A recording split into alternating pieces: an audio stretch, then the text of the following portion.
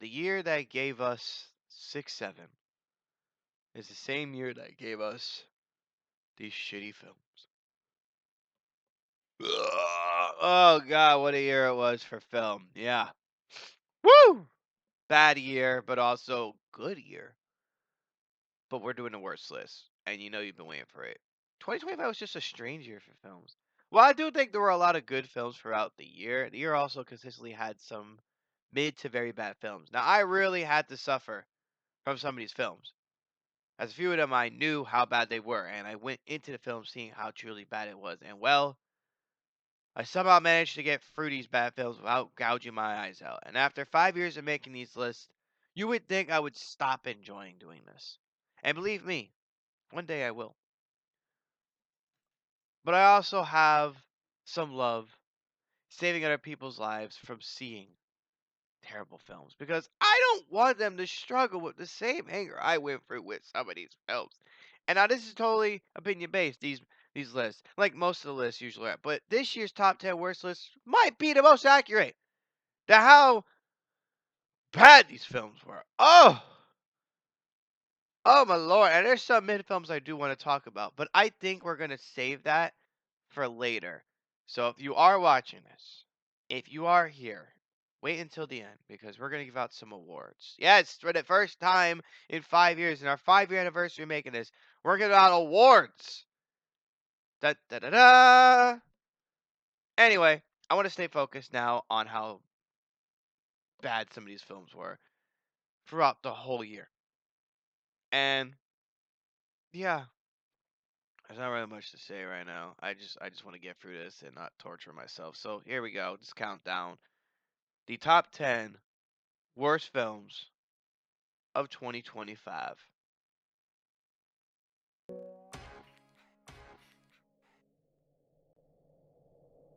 I'm sorry, but I gotta talk about it. Megan 2 is just, oh, what are we doing here? At first, I thought this movie was just mid, but after a while, thinking about it, Megan 2.0 is honestly a bad movie. For starters, the film is supposed to be a horror, but it ends up just being a comedic sci-fi film that lost everything with horror in it. I also can't stand the new Megan design as it looks so much like a doll a grown up would buy on the black market. If you know, you know. Also, the writing for this film felt very lazy, and there were times in the film that it dragged a bit, and then it felt kind of rushed. It was like Universal and Blumhouse knew how popular the character was and thought a sequel to a very unique horror film of the 2020s needed a sequel, and honestly, Blumhouse ruined the character completely. Like, you could have just brought her back from the dead. I mean, this is literally Chucky 2.0, but with makeovers and no real reason to bring the doll back to life. Yeah, this was such a comical film, and I just remember cringing a lot throughout the movie. It's sad to think how much the character is loved in HHM, but nobody bought the film's merch in the parks for the event. And I wonder why. Oh wait, that's why, because the film sucked. I guess the film was so bad it's not only ruined the character, but everything that the character and the film itself has had and done. Terrible sequel, but most importantly, what a terrible film. I don't want to third Megan. Just at this point, let's stop making Megan films. Please.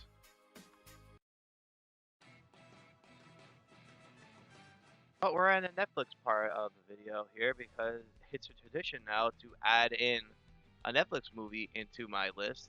And well, look, here's one now. And I skipped many. I did. I skipped so many Netflix films this year because they were not good. And I'm just saying, I didn't see Kind of Pregnant and Fix and the other bad films, but they would have been on this list. But this one grew my interest because of two people, Jamie Foxx, and in her first film in over 10 years, Cameron Diaz. And what a way to come back into movies than being in a shitty Netflix film. This film felt like a Spy Kids wannabe film, as it's kinda has the same plot line where the kids find out their parents are CIA operatives that were undercover. And honestly, if you just change CIA operatives to spies, you just have Spy Kids. I should baby it down for everybody. This movie have Spy Kids related type of fucking vibes because mommy and daddy were CIA operatives, but AKA spies, and the children find out about it, and then they help mommy and daddy with a mission, so mommy and daddy need the kids to help them. So it's just Spy Kids, but for teenagers. And Netflix didn't want to make another Spy Kids movie because their last two attempts were bad. Yeah, that pretty much explains this movie. Yeah, um, it's not good. There were some highlights of the films that I was like, hey, there's a couple of good action sequences. It was kind of cool, and there were a couple of fun moments that made me laugh.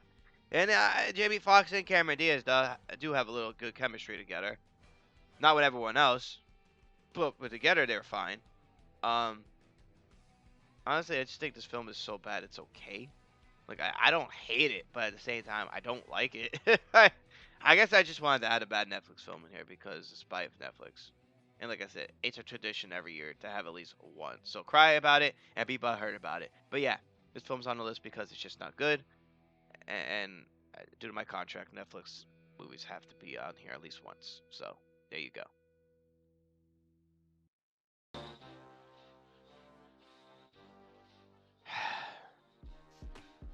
Hey, look, another horror film that wasn't scary and was boring at the same time. Not a great look for video game adaptations of a beloved horror film with a PS4 era that many people truly wanted to be turned into a film for some strange reason, and when it finally came out, those same people changed their minds after watching the film.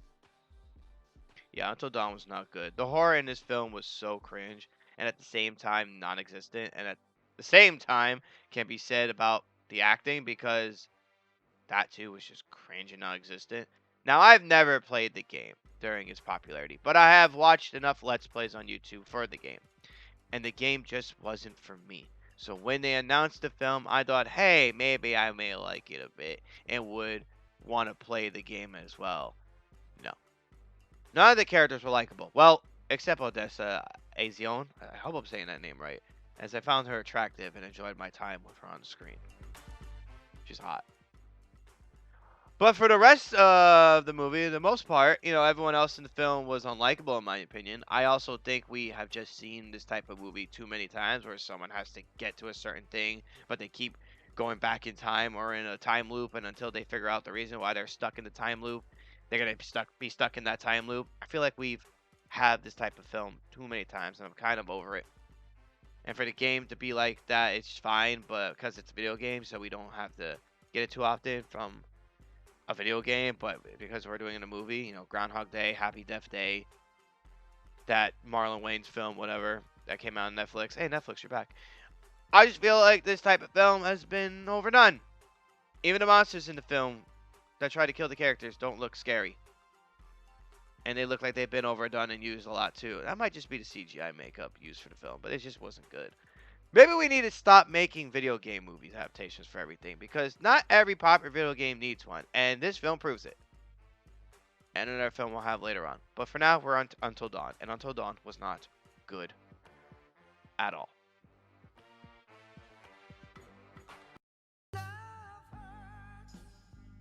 Yeah, the less we talk about this film, the better, because we are about to head into the shitty film territory, and this film almost touches that line of shit.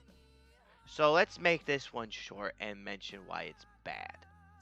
The story was uninteresting and laughable. The action sequences was cringe and not interesting. The acting was garbage, and that's not saying much, as while He Kwa Kwan phoned this one in for sure, the rest of the cast, from Ariana DeBose and former NFL running back Marshawn Lynch, was just terrible. Honestly, this film looked like it was meant for Jackie Chan a decade ago, but they kept it under the rug until another Asian actor rose to fame and could make it enjoyable, and well, it failed to be enjoyable and was god awful.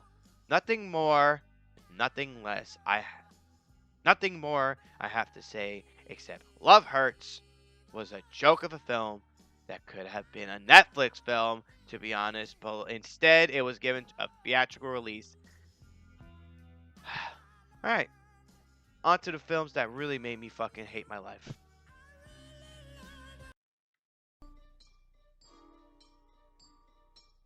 It's been a while since I had a Disney live action remake in my list, and I'm trying to remember what film that was exactly that made the worst list. Oh yeah, Mulan 2020. But hey, since there haven't been extremely bad live action Disney films, in my opinion at least, they are so bad they need to be on this list. Dumbo, I guess, could have been on a list one time, and so did Pinocchio, but I didn't hate it. But yeah, it was bad. But now we're here with this shit. Snow White. Walt Disney is rolling in his grave because what are we doing here in this film? The colorful Snow White film that we love so much was brutally murdered with this colorless and lightless film. First off, let's talk about the elephant in the room. Peter Dinklage criticized the casting of dwarf actors for the Seven Dwarfs, in which they called it backwards representations of people with dwarfism. And honestly, if he didn't bring any of this up, we wouldn't have gotten some of the most hideous looking characters in Disney history. The Seven Dwarfs looked terrible and lifeless in this film. They look like they got a makeover from the Cabbage Patch Kids. But then we have the main star of the film, Rachel Ziegler. I'm not gonna lie, I think she's terrible. I haven't seen her in many films, but from this and Shazam 2, she's not good at acting. But she's also not a great person. She brought up the sexist elements of the original film, including the fact that Snow White is a 15-year-old and she's getting kissed by and falls in love with a 30-plus-year-old man. Yeah, that's problematic, but that doesn't change the fact that you're talking trash about a company who casted you in a role. That just looks bad. Not to mention, many people have issues, had issues, something I had no issue with or cared about, but had issues that Gal Gadot and Rachel Ziegler were casted in the roles they were in because of their background. Honestly, I don't agree with how they felt about that, but I agree that they shouldn't be casted in the roles because they weren't good in the roles. But Rachel Ziegler, importantly, she's not a good person. Fuck her. If you think she is, then I guess you're a fucking part of the problem. But Gal Gadot, I mean, not a good actress in this film. I'm sorry. She's getting more laughable and laughable as years go on. The writing, the acting, the music, it's all laughable and tries too hard to be good. And once again, the CGI looks terrible. This, I definitely think is better than Mulan 2020, but man, is it a shitty film. This movie just also bombed badly in the box office, which isn't shocking considering nobody cared to see the film in the theaters and rather they wanted to see it on Disney Plus, where it performed well, but doesn't change how bad of an apple this movie is. Or was. Is. Was? Is. It's just bad. I'm losing myself here. I'm losing myself. But you know what? I remember seeing the trailer for this film and the poster, and I thought, hey, maybe this film will be under a radar film with a bad CGI, and it was a bad CGI film that was bad from beginning to end. Oh, what am I kidding myself? Death of a Unicorn. Oh, so fucking terrible. Looked terrible. Was terrible. I'm not losing my mind. It's just bad. All these films that are coming up are bad, and I'm gonna lose my shit for it. Other than the show Wednesday, I'm kind of tired of the Jenna Ortega run, as she has been in almost everything that involves an emo girl who is going through something over the last 5 years. It's like she's stuck in the casting. And man, it's getting old. As far as the rest of the film goes, it's just not memorable and honestly laughable. The acting, which also includes Paul Rudd, Tia Leone, Will Poulter, and Richard E. Grant, was god awful. It's like they wanted to make a film that was going to be a dark comedic horror film, and in the end, we got that Timu version of what they wanted for the film. To be honest, and honestly, the film just looked rushed, and it kind of just it looks like this film could have been a real horror movie about a mythical creature. Instead, it's Barney the dinosaur looking unicorn killing people in comedic ways. Also, none of the characters are likable. I hated Jenna Ortega's character. Paul Rudd was shockingly boring. Will Poulter's character was annoying. And same can be said about Tia Leone's character. And well, the unicorns were not scary and were more hideous to look at. Overall, it's just a bad little indie film that got a huge theatrical release that once again could have been just watched on a streaming platform. What streaming platform, you may ask? HBO Max, because this is definitely not Netflix like worthy. We need bad films for Netflix. Definitely Unicorn's bad, but it's come on, don't waste it on Netflix. Put it on HBO Max at least. This film's just bad. It's plain and simple.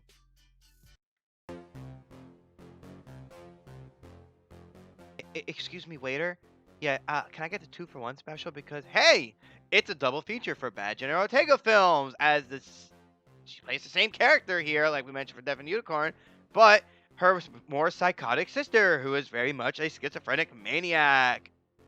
This film is a fictionalized version of The Weeknd, who is struggling with depression and insomnia as he gets pulled into the dark journey with Jenna Ortega's character. Now the film is centered around The Weeknd's album of the same name, and while the film music and the album for the film is good, everything circled around the music was not. Yay, The Weeknd for not being a good actor and having terrible line delivery, because let's be honest, it's just not good.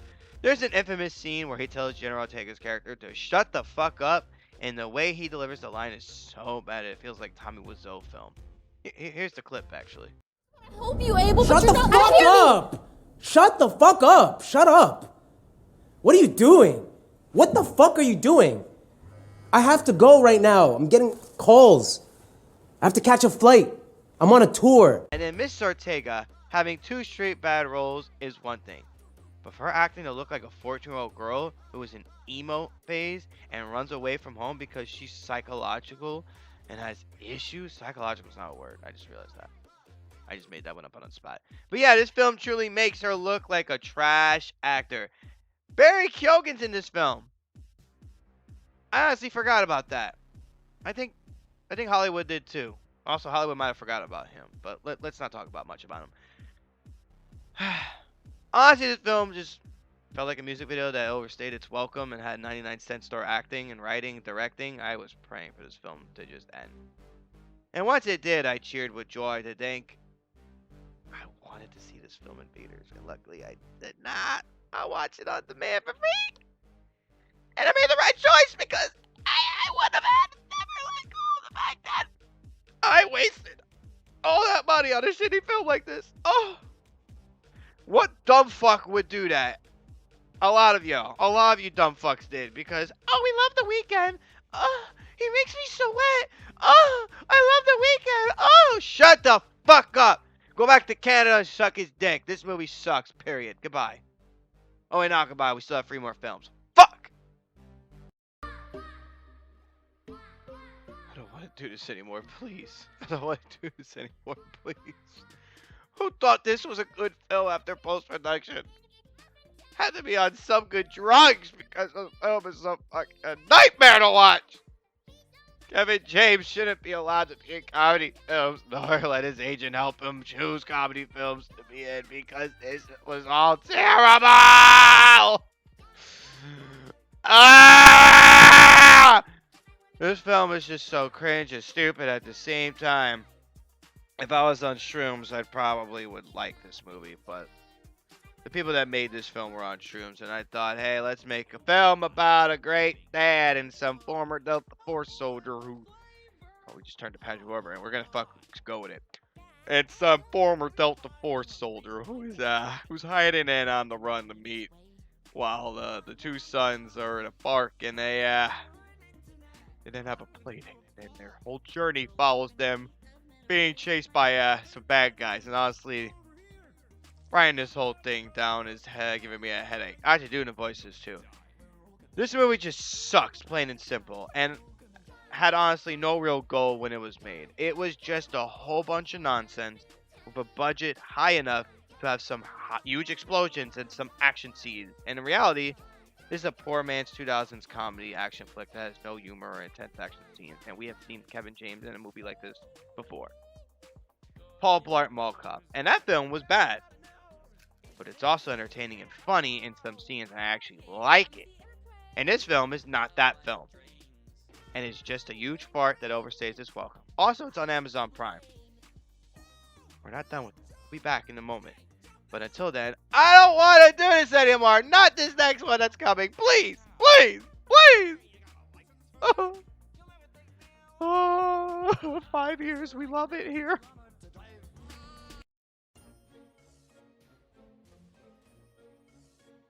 For the Franny, they want me. Alright, I'm gonna straight up say it. This film is a fucking cringe fest. I understand the FNAF franchise has a huge fan base, and many people love the first film, but it failed slightly.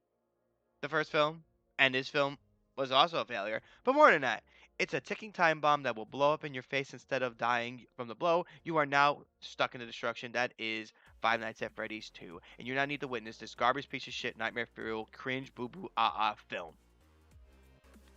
That bad. For starters, it wasn't at all scary, and while yes, the first film wasn't that scary, it at least has some intense scares. But that's also being hidden behind silly moments like Freddy Fazbear jamming out to 80s one-hit wonders. Also, Freddy is barely in the film, and they make Chica the main animatronic that gets more screen time, and she's voiced by Megan Fox. I don't have an issue with that. I love Megan Fox, but it's still weird. Also, the main villain of the film is a child possessing a puppet, and apparently she could take control of the bodies. And honestly, I need to be real right now. Inside of a video game, this whole franchise makes somewhat sense. But in this film, nothing makes sense at all. There are too many plot holes and things to pay attention to. And unless you physically played the games or watched gameplay of said games, then you are literally just watching a film about animatronics that come to life because of possessed children.